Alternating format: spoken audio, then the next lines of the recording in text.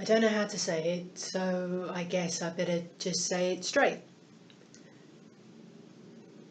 England are out of the World Cup 2018, and Roger Federer is also out of Wimbledon 2018. Day 9 recap coming up next.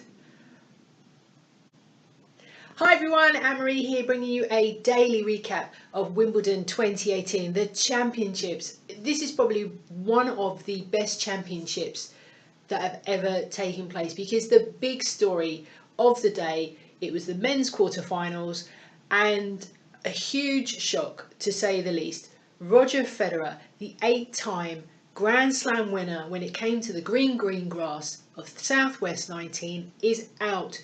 Beaten in 5 sets by the South African Kevin Anderson, who's having a stellar year, made the finals of the US Open last year, is now got a place in the semi-final at Wimbledon this weekend.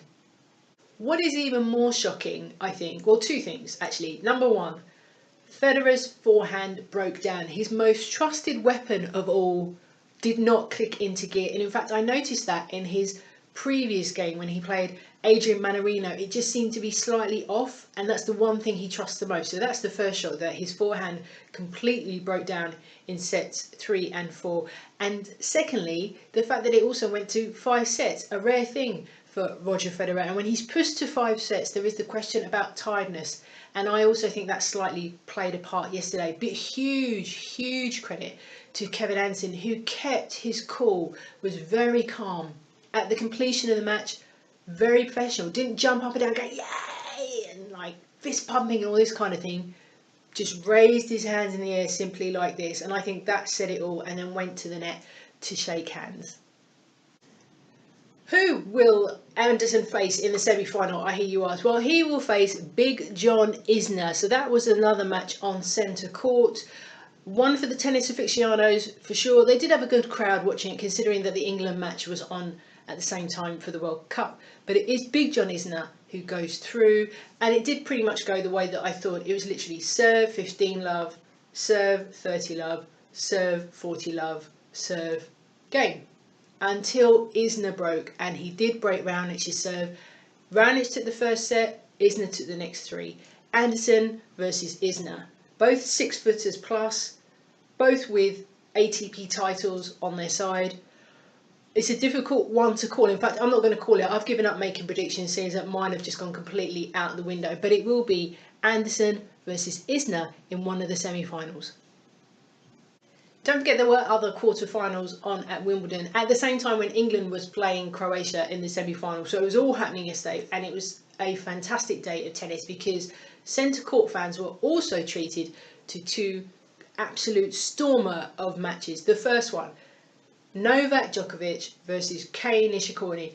Both been out of the game for some time due to injury. Nishkori slowly making his way back through the rankings.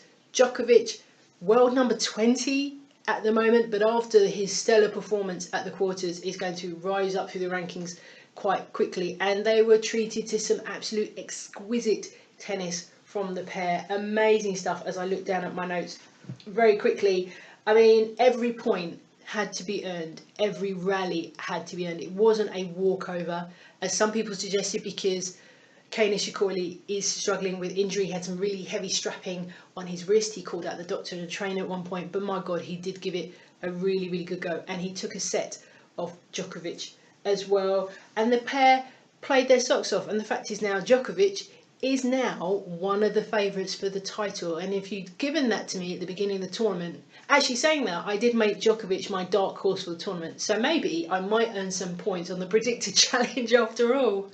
And Djokovic will face Rafael Nadal in the other semi-final. And as I said, centre court, if you had centre court tickets for quarter-finals day, you had such a treat. First with Nishikori versus Djokovic, then Nadal versus Juan Martin Del Potro, which went, another one that went to 5 sets, an immense match, particularly in that 5th and final set, the decider.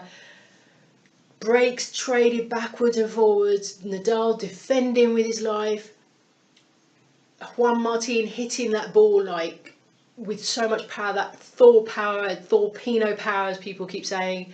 Amazing stuff, amazing stuff. There's not enough words to describe that match yesterday. And when I saw it on paper, I knew that would be the match of the quarterfinals, and the pair did not disappoint. And at the conclusion of the match, the fact that Juan Martin Del Potro literally just fell onto the ground, Nadal jumps over the net, scuttles over, Del Potro gets up, they give each other the biggest hug ever. Argentina versus Spain. Nadal, you can see the words he keeps going, sorry, and Del Potro looked absolutely devastated. The fact that he had a chance to be in the semi-final, and it was, I don't want to say snatched away from him, because that's not fair, but Nadal worked very hard. They both worked immensely hard, and somebody had to be a loser, someone had to be a winner, and the winner is Nadal, and he will play Djokovic, which I'm really looking forward to, for a place in the men's final at the weekend.